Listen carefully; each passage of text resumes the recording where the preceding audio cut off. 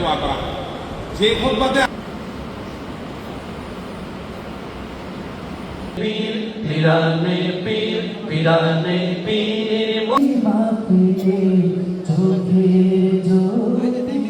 মসজিদে আজম থেকে আমরা যারা সবক নিয়েছি, ফয়েজ বরকত দিয়েছি,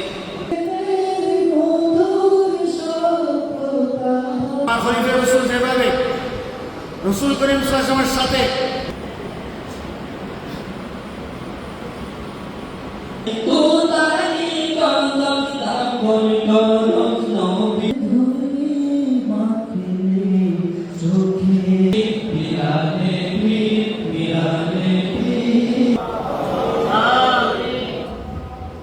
لا إله